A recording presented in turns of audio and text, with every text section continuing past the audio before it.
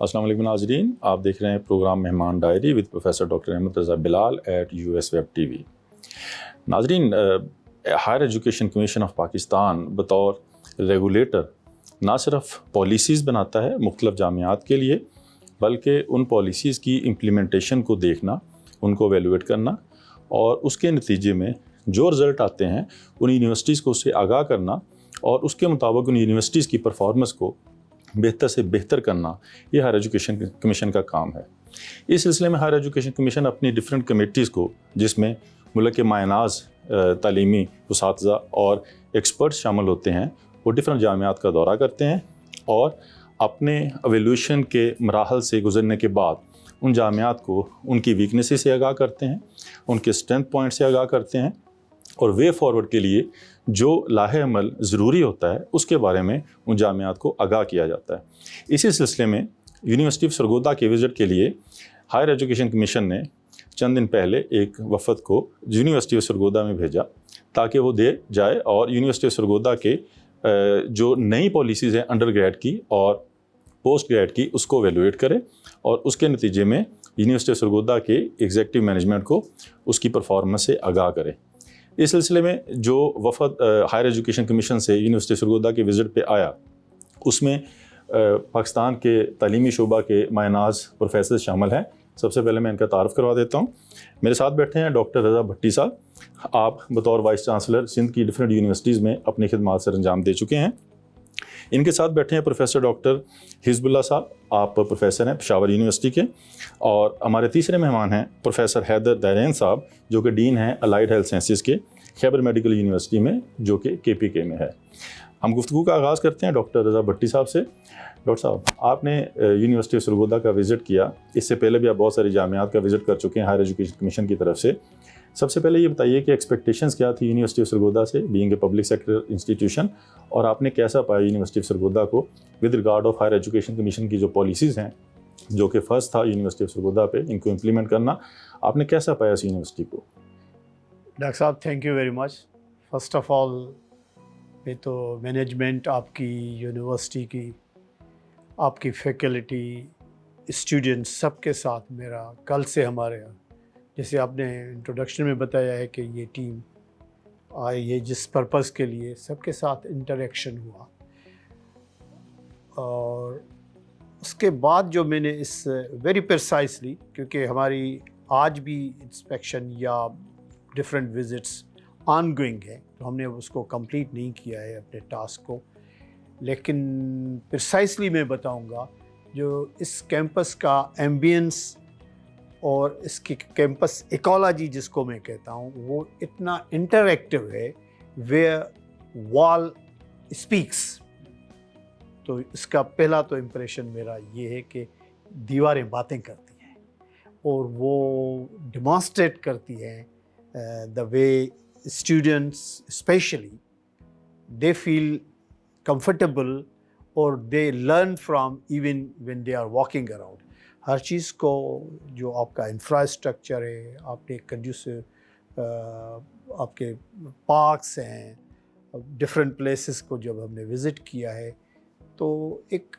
اچھا کلچر، اچھی ایک مینٹیننس اور مینجمنٹ نظر آ رہی ہے۔ تو ایک تو مجھے خوشی یہ ہے، ایکسپیکٹیشنز یونیورسٹی سے یہی ہوتی ہیں، کہیں کم کہیں زیادہ، کہیں فیسلٹیز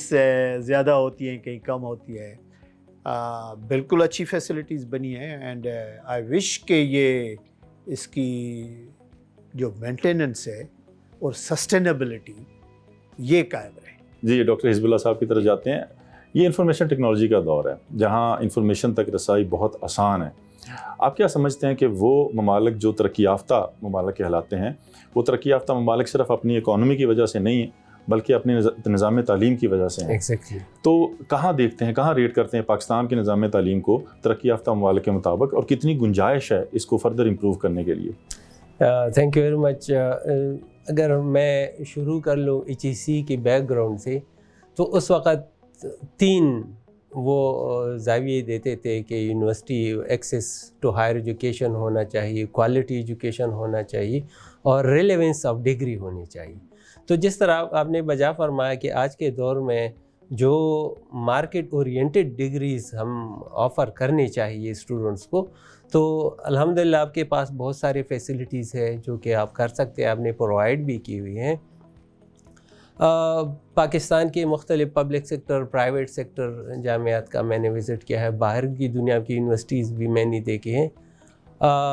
آج صبح جب میں نے ادھر یہ وزٹ کیا تو میں بالکل جس یونیورسٹی میں پڑھا تھا، میں یہ سوچ رہا تھا کہ میں ادھر گھوم رہا ہوں، کیفیٹیریا دیکھا، ان کا جم دیکھا، اسپورٹس والے کلب دیکھے، تو یہ سارے تو یہی جو ماڈرن ایجوکیشن کی جو ریکوائرمنٹ ہے آج کل دنیا کی، بیکاز پوری جو ترقی یافتہ ممالک ہیں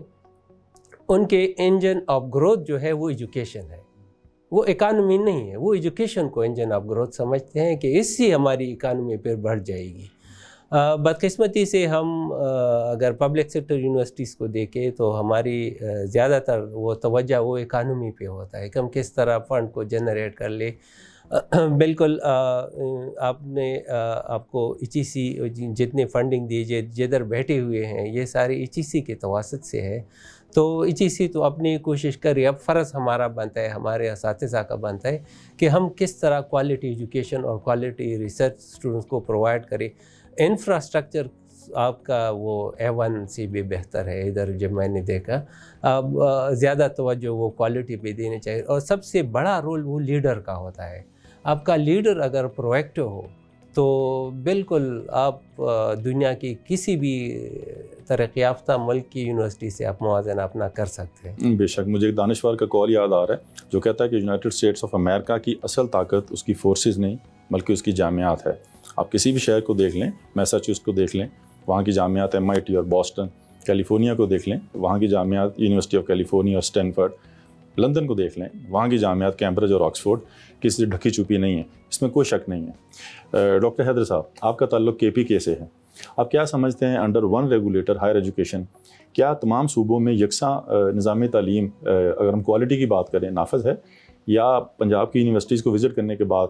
آپ کا خیال اس سے تھوڑا مختلف ہے کہ ڈفرینٹ صوبوں کے اندر ڈفرینٹ نظام تعلیم چل رہا ہے اور اس کو under the umbrella of higher education commission اس کے اندر کیا بہتری کی گنجائش آپ سمجھتے ہیں؟ تھینک یو ڈاکٹر صاحب۔ اس میں رائے HEC پالیسیز بناتا ہے، جتنی بھی یونیورسٹیز ہے، چاہے وہ سندھ کی ہو، پنجاب کی ہو یا KP کی ہو، تو ساری یونیورسٹی HEC کی پالیسیز کے تحت ہی چلتی ہے، اور یونیورسٹی کے پاس ڈیفینیٹلی آٹونومی ہوتی ہے، لیکن جو بیسک پرنسپلز ہوتے ہیں وہ HEC ڈیزائن کرتا ہے اور نارمل یونیورسٹی وہ فالو کرتی ہے۔ تو اس حوالے سے آئی وڈ سے کہ یس، ایک یونیفارم نظام تعلیم تو ہے، because they have to follow all the policies. ہاں، انفراسٹرکچر کے حوالے سے جس طرح آپ کی یونیورسٹی ہے، ماشاءاللہ مجھے تو بڑی زبردست لگی، یہ پبلک سیکٹر یونیورسٹی میں جس طرح آپ کا انفراسٹرکچر ہے، انشاءاللہ العزیز جو کل ہمیں بتایا گیا لیبس کے بارے میں، today will be visiting the labs as well, تو ہم تو یعنی یہ ایکسپیکٹ نہیں کرتے ایک پبلک سیکٹر یونیورسٹی سے کہ جس طرح آپ لوگوں کو مینٹین کیا جائے، بالکل مجھے تو ایک پرائیویٹ اسٹرکچر لگ رہا ہے، اور پرابلی یہ ریفلیکٹ کرتا ہے آپ کی یعنی اسکلس کو کہ یہاں کی ایڈمنسٹریشن اس حوالے اس پہ بڑا فوکس رکھ رہی ہے۔ سیکنڈلی، کل ہمیں بتایا گیا regarding the commercialisation, one of the most important thing جو آج کل یونیورسٹیز کا ہے وہ فائنینشیل کرنچ ہے، اور وہ ہم ایک آئی وڈ سے کہ ایک ایسا ملک ہے جہاں پر پیسے اتنے ہیں بھی نہیں اور نہ ہائر ایجوکیشن پہ اتنے زیادہ خرچ کر سکتی ہے گورنمنٹ۔ تو اس حوالے سے آپ لوگوں کی جو انیشیٹو ہے کمرشلائزیشن کے لیے، آپ کا اپنا ہاسپٹل، آپ کے اپنے پروڈکٹس، آپ کے اپنے پیٹرن، تو آئی وڈ سے ریئلی یہ تو مجھے بڑا فیسینیٹ کرتا ہے، and really I am really impressed by the university and the way the university is moving forward. بہت شکریہ۔ ناظرین، آپ نے سنا یونیورسٹی سرگودا کو وزٹ کرنے والے تمام ڈیلیگیشن ایک بات ضرور کرتے ہیں کہ یونیورسٹی پبلک سیکٹر ہو یا پرائیویٹ سیکٹر، جو کام سرگودا یونیورسٹی نے کیا پچھلے 2-2.5 سال کے اندر، یہ کسی بھی پرائیویٹ سیکٹر یونیورسٹی کے انفراسٹرکچر سے بہتر انفراسٹرکچر بنا چکی ہے۔ اور آپ نے HEC کی انسپیکشن ٹیم کی باتیں سنی، بہت شکریہ سر آپ کی وزٹ کا۔ ناظرین، ریگولیٹر کا کام صرف ریگولیشن بنانا نہیں، پالیسیز بنانا نہیں، بلکہ ان کو اچھے طریقے سے امپلیمنٹ کرنا بھی ہے۔ آپ اسٹیٹ بینک کا رول دیکھ لیں، SCCP کا رول دیکھ لیں، یا آپ FBR کا رول دیکھ لیں، ان کا کام صرف پالیسیز بنانا نہیں ہے، بلکہ ان کی انسپیکشنز ٹیم ان کے ڈفرینٹ اداروں میں جاتی ہے اور وہاں جا کے یہ تعین کرتی ہے کہ ان پالیسیز کی امپلیمنٹیشن کتنی افیکٹولی ہو رہی ہے۔ تو میرے خیال میں HEC کا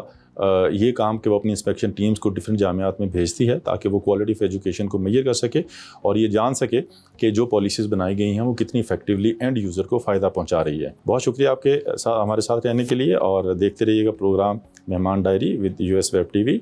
نیکسٹ پروگرام میں انشاءاللہ پھر ملیں گے. بہت شکریہ. السلام علیکم.